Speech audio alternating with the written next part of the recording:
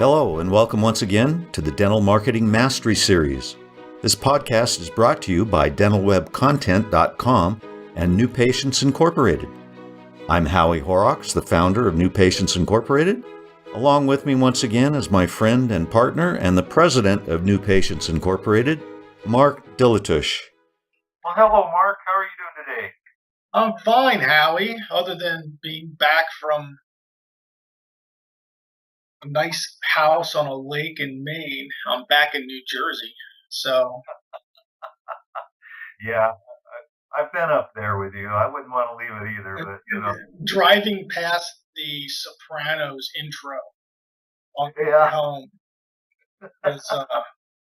is a lot to take, actually. To be honest with you, whenever I go up there, I slow down. I slowed my whole body, my demeanor, my brain, my mouth, everything slows down to the local speed. I don't drive as fast, except for my boat. But when I get home, my body and my mind and my mouth and my car are still driving, or they're still slow, right? Yeah. And you get back to the mayhem of all these people, and it takes me a couple days. It's kind of like north-south jet lag or civilization jet lag, I guess. Or when you go to Hawaii, everybody over there is on Hawaii time. Yeah, right. Yeah, it's totally different than mainland. Anyway, we're going to continue in our series of common marketing mistakes that we've encountered. This one in particular today, I think we're going to look at how your promotions look and sound, no matter what kind of promotions they are, and in particular, whether or not something new, wildly original is preferable over something that maybe isn't. Right. It's kind of the difference between something that's never before been seen by the human eye or cookie cutter. Right. Or, I mean, come on, let's be real with the audience. We have, just like you and I are opposite brain, we have dentists that are opposite brain. We have dentists who are, predominantly left brain, and we have dentists who are predominantly right brain. We have dentists. I had a dentist, actually one of my favorite dentists on the planet. She knows who she is. Her name is Lori Coakley, and she's been a client of ours. She's in Where the Hell Are We, Pennsylvania. Right. And I remember when we initially started working with Lori, and she was almost to tears the day that she was making a decision to go ahead with her mailer design. And while this falls into the realm of what we talked about in our last podcast, which was not judging your marketing on what you like, I will tell you that this also is in the realm of our subject today, which is what's better. Customized, 100% custom, where the right brain completely takes over, right? The right brain says, I'm going to create something never seen before by anyone on earth, and it is going to be so good, and I'm going to like it so much. It's going to resonate with the public in such a way that draws them to take action, without the use of steep financial discounts or financial incentives, right? Would you agree that's one side of this? Absolutely, yeah. Okay, then there's this whole other side, this left side. The left side of the brain says, wait a minute. The left side of the brain says, what are you doing with my money? Why are you putting something on the street that nobody's ever seen before just because it makes you feel good. Like, why are you doing this to me? Yeah. So, Yeah. It's very expensive to go that other oh route. my God, it's unbearably expensive to test advertising and find out what works and what doesn't work. So the question, Howie, is what's better, 100% custom or 100% cookie cutter?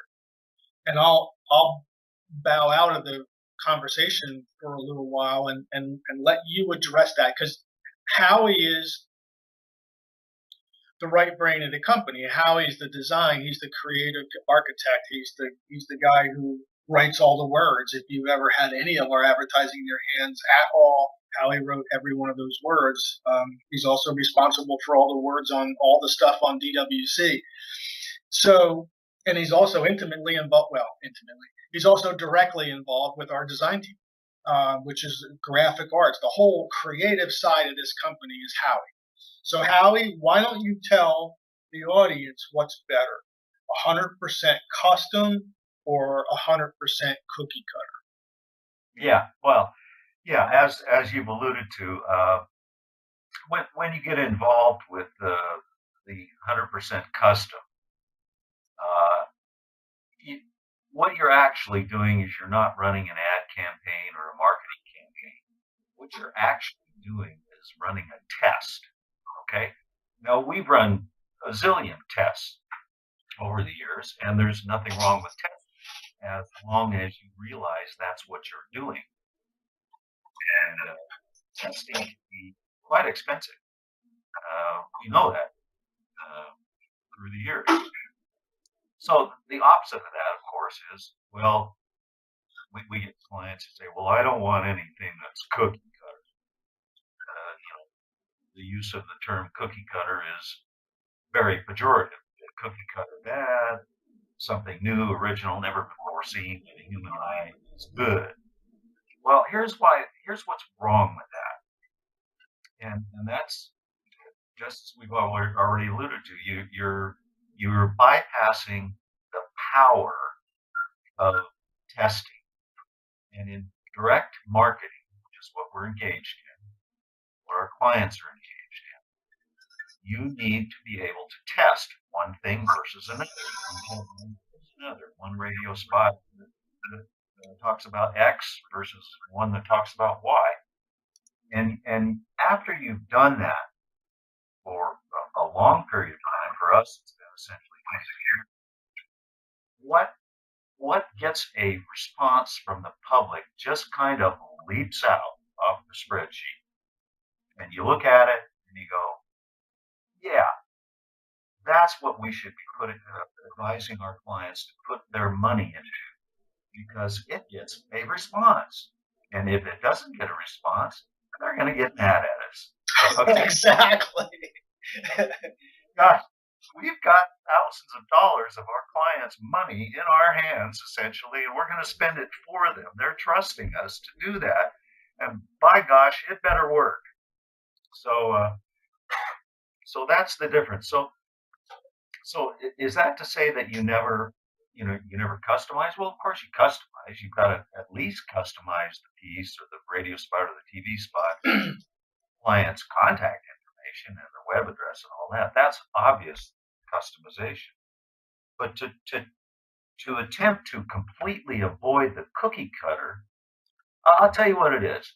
If you don't want to do that's cookie cutter, i.e., anything that has tested and has a track record of success, just send us $20,000 for our free report on how to pee your money away, but look really cool doing it. Right, exactly. Okay?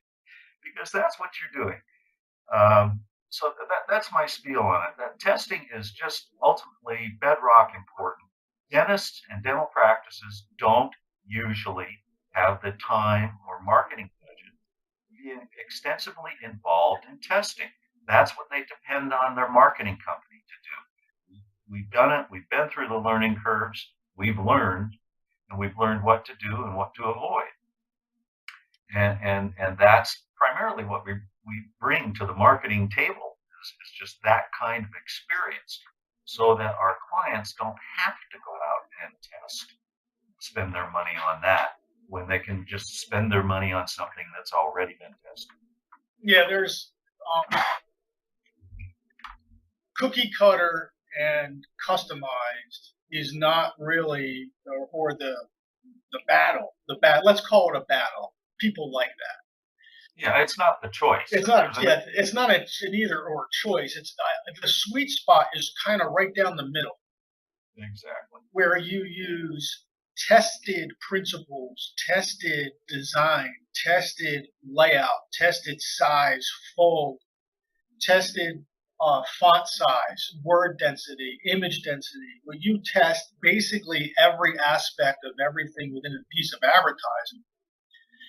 But that's the cookie cutter part. But the customized part is where you prioritize the doctor's marketable attributes based on their stated goals for their advertising budget. How variable are they? They're variable all over the map. Doctors come to us all the time and say, hey, I want more new patients. But then you start really asking them questions and they, well, okay, really what I really don't need a whole bunch of more new patients. What I really want is I want more larger case patients. More quality. More quality new patients, less shoppers.